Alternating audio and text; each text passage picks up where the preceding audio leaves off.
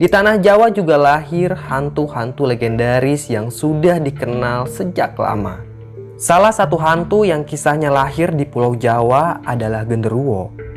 Genderuwo adalah makhluk halus yang wujudnya besar dan berbulu tebal. Makhluk halus yang satu ini sangat populer dan menginspirasi dunia perfilman di Indonesia. Gak jarang genderuwo ini muncul pada beberapa film horor, bahkan dijadikan andalan oleh sutradara agar filmnya lebih menarik. Menurut Mbah, upaya para sutradara dan penulis horor itu bagus dan harus terus dikembangkan agar hantu-hantu lokal ini bisa kita ekspor ke luar negeri dan tentunya menjadi tontonan bagi penduduk negara lain, terutama hantu berwujud besar seperti genderuwo. Seharusnya genderuwo bisa dikenal luas seperti vampir, mumi, atau bahkan falak. Tapi bagaimana sebenarnya genderuwo ini muncul di Nusantara? Beberapa sumber menyebutkan kalau genderuwo ini adalah makhluk halus yang sudah ada sejak dulu, bahkan sejak zaman kerajaan di Indonesia. Ada juga literasi yang menyebutkan kalau genderuwo berasal dari roh manusia yang mati tidak wajar dan dimakamkan secara tidak layak. Untuk mengetahui sejarah munculnya genderuwo di Nusantara, hal itu hanya mungkin kalau kita kembali ke masa lalu. Maka dari itu, bersiaplah karena kali ini Mbah mau ajak kalian semua kembali ke kerajaan Majapahit. Pada zaman dahulu kala, di kawasan Asia Tenggara, tepatnya di Pulau Jawa, ada sebuah desa yang namanya berasal dari nama buah, yaitu buah maja. Tanahnya subur dan menghasilkan pangan yang melimpah ruah. Bahkan hasil buminya dikirim ke berbagai wilayah di Asia. Seiring waktu berlalu, kawasan ini menjadi tempat berdirinya sebuah kerajaan yang sangat besar. Kerajaan itu bahkan terkenal ke seluruh Asia dan ditakuti oleh kerajaan lain. Di sana ada seorang raja yang memimpin negerinya dengan penuh kewibawaan. Rakyatnya semakin makmur, wilayahnya semakin luas, prajuritnya semakin kuat. Semua orang pada masa itu tahu kalau kerajaan yang makmur itu terkenal dengan nama Majapahit. Tapi ada cerita lain yang terjadi di Majapahit. Ini tentang awal kemunculan genderuwo di Nusantara. Dulu ada desa yang namanya Desa Walandit. Desa itu masih daerah kekuasaan Kerajaan Majapahit. Di Desa Walandit hiduplah seorang pemuda bernama Daru. Umur Daru saat itu sekitar 25 tahunan. Dari kecil Daru punya kepribadian yang aneh. Dia mudah sekali marah, bahagia, dan sedih di waktu yang singkat. Kalau bahasa sekarangnya, si Daru ini punya mood yang swing banget lah. Makanya dari kecil dia dijauhi sama teman-temannya karena Daru sering banget buat masalah dan ujung-ujungnya berantem. Bahkan dia pernah nyelakain temannya sendiri pakai batu yang dia lempar ke kepala temannya. Wajar kalau semua teman-temannya Daru itu takut sama si Daru. Alhasil anak itu hanya main sendirian di belakang rumahnya. Bukan hanya anak-anak kecil yang menjauhi Daru, tapi orang-orang dewasa juga nggak mau deket-deket sama anak itu. Terutama kaum perempuan ya. Pas umur Daru menginjak 10 tahun, dia punya ketertarikan yang nggak wajar pada perempuan. Setiap ada perempuan yang lewat di belakang rumahnya, pasti Daru kejar, lalu dia tepuk bokong perempuan itu. Beberapa orang yang jadi korban kenakalan Daru sempat mendatangi rumah anak itu dan protes ke kedua orang tuanya. Hal tersebut membuat kedua orang tuanya Daru malu bukan main. Makanya si Daru ini sering banget dipukulin sama bapaknya sendiri karena kenakalannya. Sedangkan ibunya Daru hanya bisa menangis melihat anaknya dipukuli oleh bapaknya sendiri. Saat umur Daru menginjak 20 tahun, bapaknya meninggal karena sakit parah. Semenjak saat itulah Daru hanya tinggal bersama ibunya. Ibunya Daru berprofesi sebagai petani karena saat itu memang lahan pertanian sangat subur. Oh iya, perlu teman-teman ketahui kalau Daru dan ibunya hidup pada masa di mana kerajaan Majapahit sudah mengeluarkan uang kepingan. Uang kepingan itu bernama gobok atau pisis yang dijadikan alat transaksi resmi pada masa itu. Kebetulan yang memimpin kerajaan Majapahit saat itu adalah Hayam Wuruk. Jadi kerajaan Majapahit sedang dalam masa keemasannya. Kembali ke cerita si Daru. Di umurnya yang ke-25 tahun, Daru masih saja berperilaku tidak wajar. Teman-teman sebayanya sudah mulai bekerja di pertanian. Atau ada juga yang berdagang di pasar. Tapi si Daru kerjaannya hanya mengejar-ngejar wanita dan menepuk bokong mereka. Sudah tidak ada lagi wanita yang berani lewat di rumah Daru. Hal itu membuat Daru harus berusaha lebih keras lagi untuk memuaskan hobinya. Dia pun memakai strategi baru, yaitu bersembunyi di balik pohon besar, tepatnya di jalan setapak yang menuju ke sungai. Biasanya setiap pagi dan sore para wanita akan melintas di jalan itu. Dan saat itulah Daru muncul lalu mengejar mereka. Wanita-wanita itu pasti teriak dan lari ketakutan saat melihat Daru.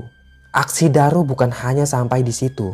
Dia juga sering sembunyi di balik semak-semak di pinggir sungai untuk mengintip para wanita yang sedang mandi. Pernah sekali dia ketahuan dan langsung dilempari batu oleh para wanita itu. Daru memang meresahkan masyarakat, tapi dia masih dibiarkan berkeliaran di desa. Belum ada orang yang melaporkannya ke kerajaan. Ketertarikan Daru bukan hanya pada wanita saja. Dia juga sering usil pada anak-anak sehingga membuat ibu dari anak-anak itu marah pada Daru. Ibunya Daru yang bernama Mbok Rumi berkali-kali menasehati anaknya itu. Tapi Daru ini orangnya memang susah diomongin.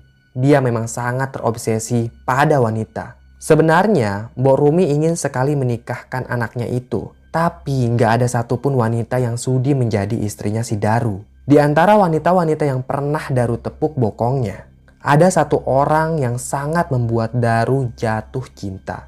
Wanita itu bernama Anesa. Rumah Anesa nggak jauh dari rumahnya Daru. Makanya Daru juga sering banget duduk di atas tanah, tepatnya di depan rumah Anesa. Kadang dia nunggu wanita itu dari pagi sampai sore. Kalau udah kayak gitu, Anesa pasti ketakutan. Dan dia pasti ngumpet aja sepanjang hari di rumahnya. Berkali-kali ibunya Anesa sudah mengusir si Daru. Tapi kayaknya si Daru ini gak takut sama ibunya Anesa. Dia hanya takut sama bapaknya. Kalau bapaknya Anesa pulang dari ladang, pasti Daru ketakutan. Karena saat itu juga bapaknya Anesa pasti mengacungkan golok untuk mengusir si Daru.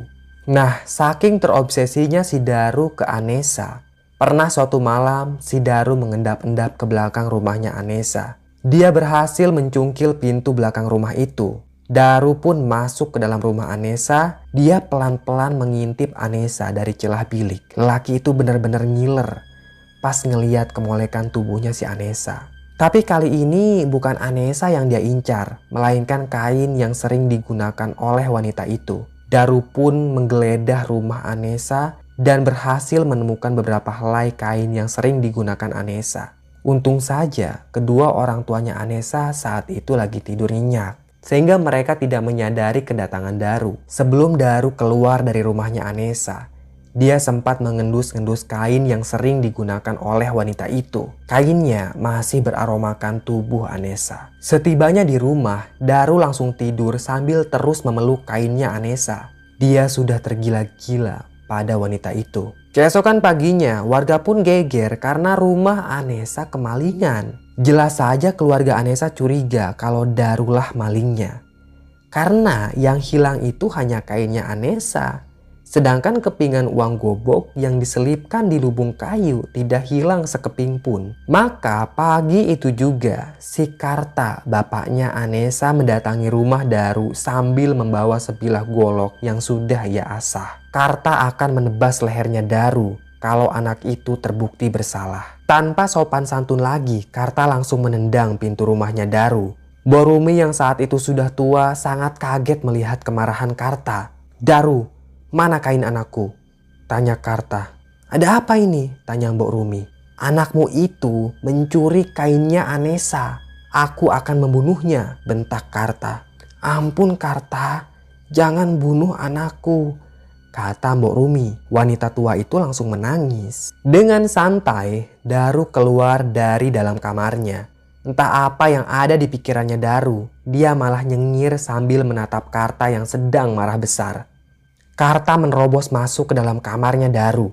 Dia menggeledah kamar itu untuk mencari kain anaknya yang hilang. Tapi anehnya, Karta tidak menemukan kain Anesa di sana. Dia langsung masuk ke kamarnya Mbok Rumi lalu menggeledah kamar itu. Tapi kain yang Karta cari tetap tidak ada. Dia pun menggeledah seluruh ruangan rumah Daru, namun hasilnya tetap nihil. Kemana kain itu? Di mana kau sembunyikan kain anakku? Tanya Karta dengan wajah galak. Daru menggelengkan kepala. Aku tidak mencurinya, jawab Daru sambil nyengir.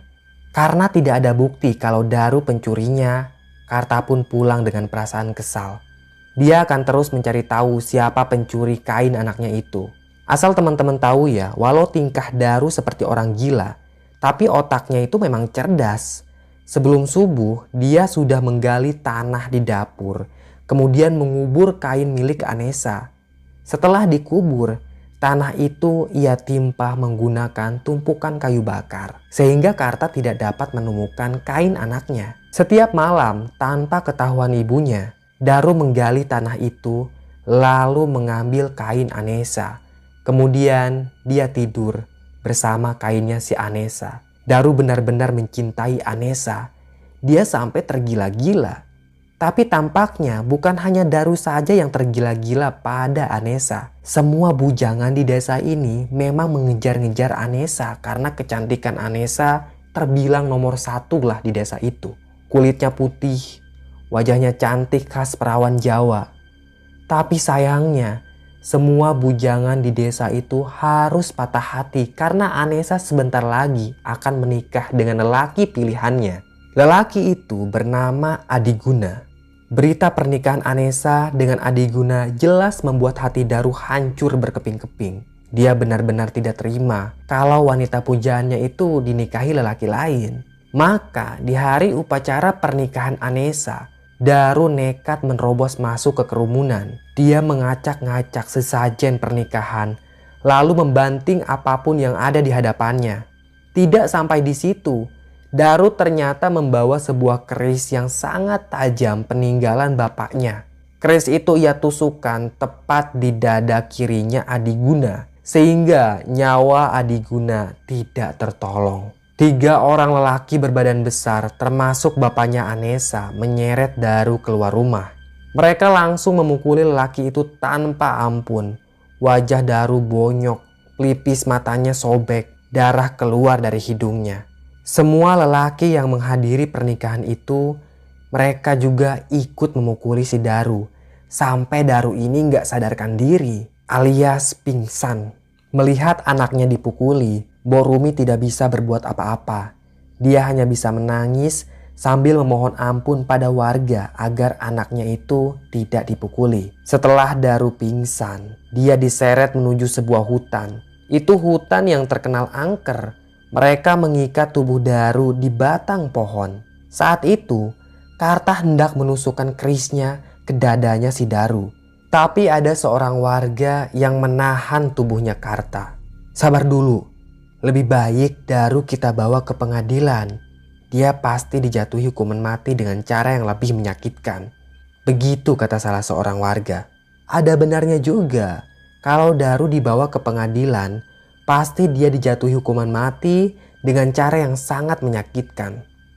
Maka hari berikutnya saat Daru siuman, dia dibawa menghadap sang raja. Daru pun dijatuhi hukuman mati karena terbukti bersalah telah membunuh Adiguna.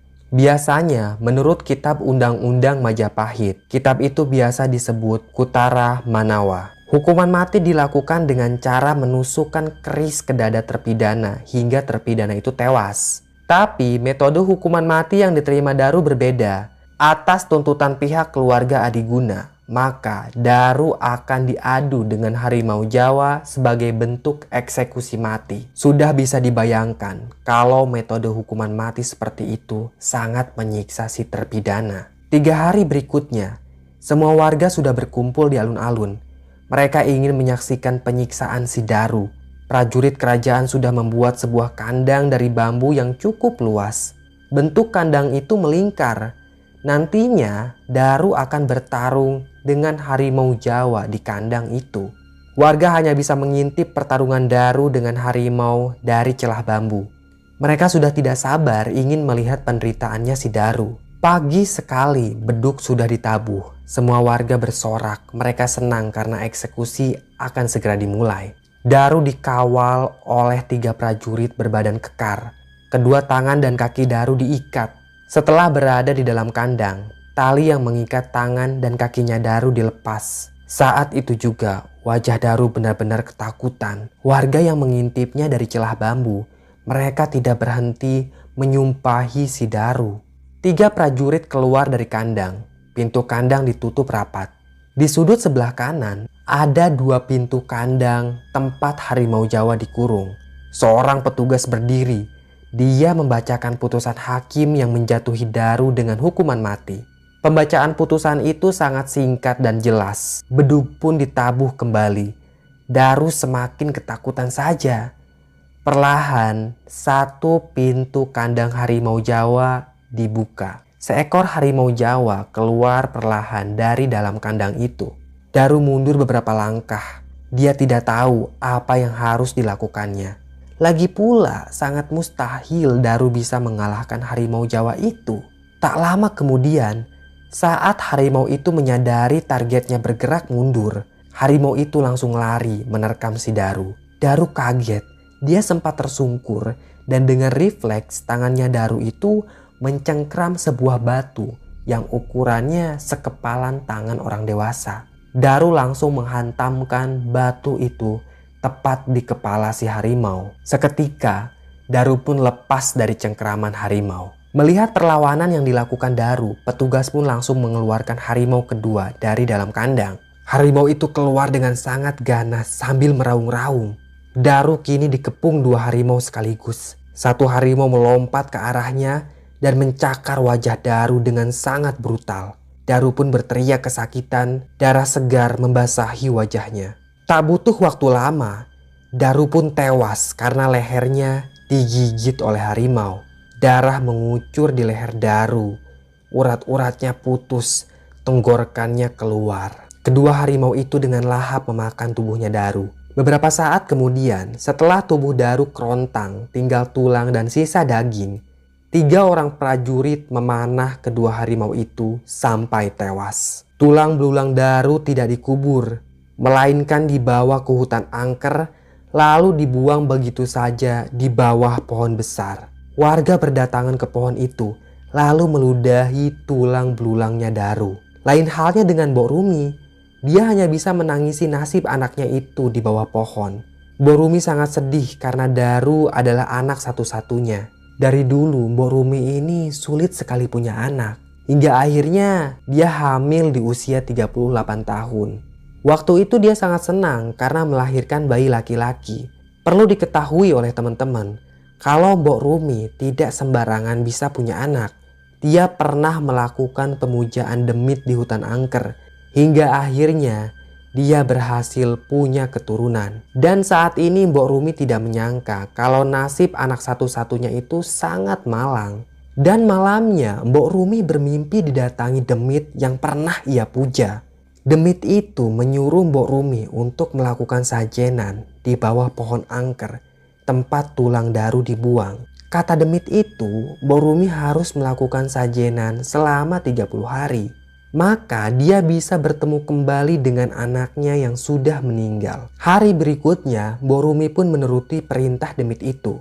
Setiap sore dia menyediakan sajenan di bawah pohon tempat tulang anaknya dibuang. Dan di hari ke-30, hal aneh mulai terjadi. Mbok Rumi melihat ada asap mengepul tepat di bawah batang pohon itu.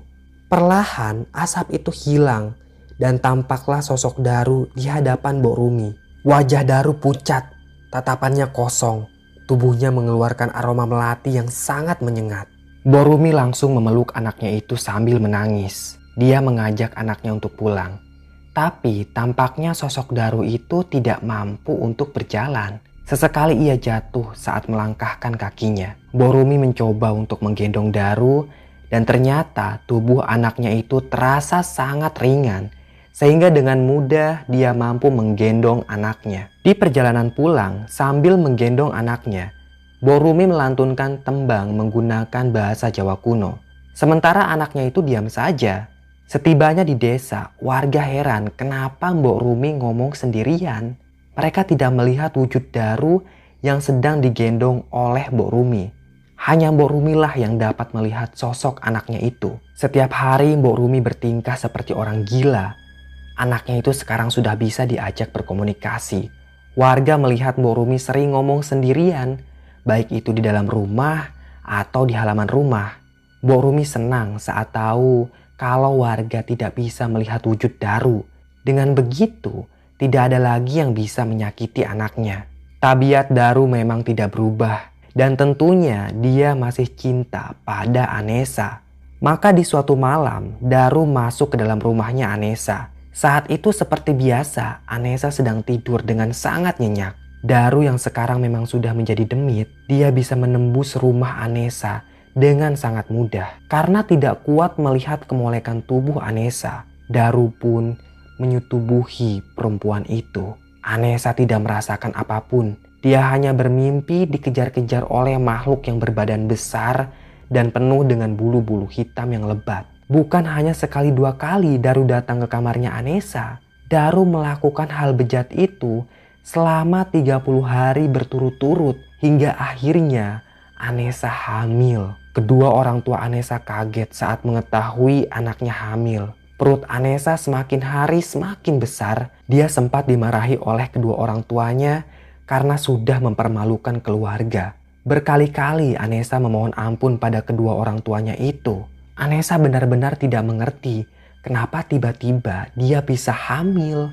Padahal dia tidak pernah melakukan hubungan intim dengan siapapun. Karena tidak kuat menahan malu, Anesa pun tidak pernah keluar dari dalam rumahnya. Dan selama kehamilannya itu, Daru sering sekali mendatangi kamar Anesa. Dia mengelus-ngelus perut Anesa. Daru tidak sabar ingin segera melihat anaknya lahir. 9 bulan kemudian, tengah malam Anesa meringis kesakitan. Dia memegangi perutnya yang besar itu. Bapaknya Anesa langsung pergi untuk memanggil dukun beranak. Tak lama kemudian, bapaknya Anesa kembali dengan membawa seorang dukun beranak. Malam itu terasa panjang bagi Anesa. Dia mempertaruhkan nyawanya demi melahirkan jabang bayi itu. Anehnya, jabang bayi yang ada di dalam perut Anesa susah sekali keluar. Anesa sudah mulai kelelahan. Si dukun terus mengurut perut Anesa dan memberi saran agar wanita itu tidak menyerah. Dan dalam sekali hentakan nafas saja, akhirnya dia bisa mengeluarkan sesuatu yang membuat perutnya besar selama 9 bulan. Tapi ada kejadian aneh. Yang keluar itu cuma tali ari-arinya aja. Sementara jabang bayinya nggak ada. Semua orang yang ada di sana kaget melihat kejadian itu. Perut Anesa sudah kempis, tapi tidak ada bayi yang keluar dari perut itu. Anesa sampai pingsan dengan apa yang disaksikannya. Soalnya dia hanya mengeluarkan tali ari-arinya aja. Entah kemana perginya makhluk yang membuat perutnya itu membesar selama 9 bulan. Semua orang yang ada di ruangan itu tidak menyadari kalau jabang bayi yang keluar dari perutnya Anesa itu sudah dibawa oleh si Daru. Wujud bayi itu sangat mengerikan. Dia berbulu tebal, bermata merah menyala, dan bertaring. Bayi itu sudah bisa jalan dengan lincah. Daru membawa anaknya ke hutan keramat dan membiarkan anaknya tinggal di sebuah pohon besar. Beberapa bulan kemudian, setelah Daru bosan dengan Anesa, lelaki itu mulai menjamah para perawan lain di desa tersebut. Sehingga dalam waktu beberapa bulan saja, ada 43 wanita lainnya yang hamil secara tidak wajar. Warga pun melaporkan kejadian aneh itu ke kerajaan. Para petinggi kerajaan memanggil semua orang sakti, atau dalam istilah sekarangnya itu dukun ya. 20 orang dukun berhasil dikumpulkan oleh kerajaan. Dukun-dukun itu berasal dari desa yang berbeda, namun masih dalam kawasan Majapahit. Sang raja memerintahkan kepada para dukun itu untuk mencari tahu penyebab kehamilan para perempuan di desa Walandit. Sesuai perintah raja, mereka pun langsung melakukan beberapa ritual selama 10 hari 10 malam. Alhasil,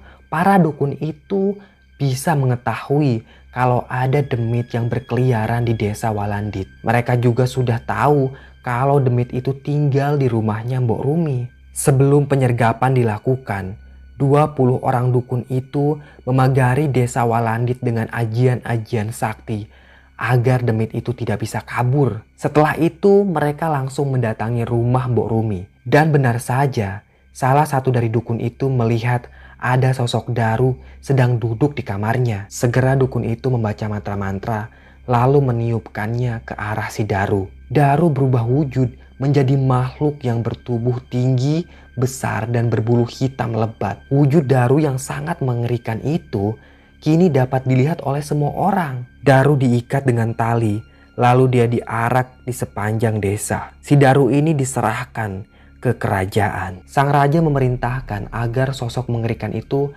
langsung dimusnahkan agar tidak mengganggu ketentraman Majapahit. Sesuai perintah raja, para dukun pun langsung memusnahkan Daru dengan mantra-mantra yang sangat mematikan. Raja juga menyuruh agar semua wanita yang sedang hamil secara tidak wajar berkumpul di keraton. 43 wanita berkumpul dan mereka semua sedang hamil tua. Mereka ditempatkan di ruangan yang sama dan ruangan itu sudah dipagari oleh mantra-mantra. Sehingga ketika makhluk keturunan Daru itu lahir, mereka tidak akan bisa lari kemana-mana. Beberapa hari setelah mereka dikumpulkan, akhirnya para wanita itu melahirkan. Dan sama seperti yang dialami Anesa, yang keluar dari perut mereka hanya tali ari-arinya saja. Sementara jabang bayinya nggak tahu kemana. Untung aja dukun-dukun itu sakti.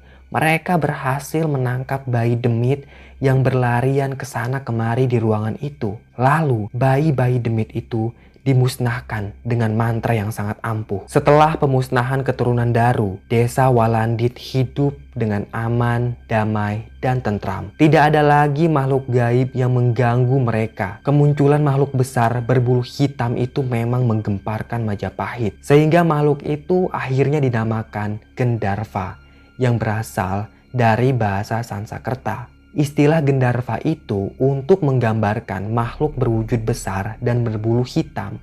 Namun semakin lama istilah Gendarva mengalami pergeseran kata menjadi genderuwo karena dipengaruhi oleh perkembangan bahasa Jawa. Tapi tunggu dulu, cerita ini belum selesai. Memang desa Walandit sudah aman dari gangguan genderuwo. Mbok Rumi juga sudah meninggal karena sakit parah.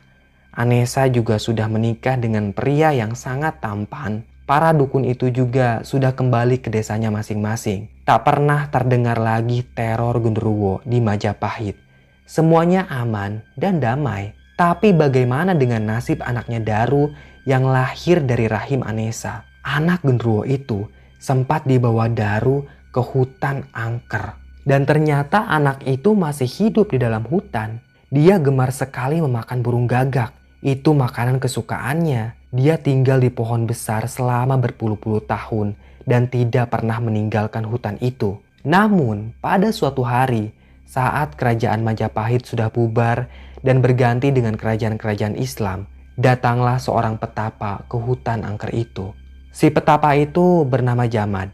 Dia adalah lelaki yang sangat miskin dan sedang melakukan ritual pesugihan. Jamad ingin kaya raya karena sudah tidak kuat dihina oleh orang-orang. Sudah berhari-hari Jamad jalan kaki.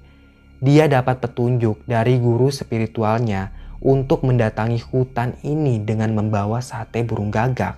Kata guru spiritualnya itu, nanti Jamad akan bertemu dengan genderuwo di hutan ini.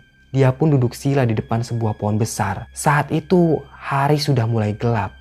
Jamad mengeluarkan sate gagak dan mulai membaca mantra-mantra yang diajari oleh gurunya. Tak lama kemudian terdengarlah suara raungan yang sangat mengerikan. Samar-samar muncul sosok genderuwo di depan pohon itu. Jamad menggendong genderuwo itu dan membawanya pulang. Ia memelihara si genderuwo dan memberinya sajenan setiap hari. Jamad juga memberi makan genderuwo itu dengan sate burung gagak kesukaannya. Semakin lama kekayaan Jamad semakin bertambah karena si genderuwo itu. Sementara itu genderuwo yang dipelihara Jamad semakin meresahkan warga.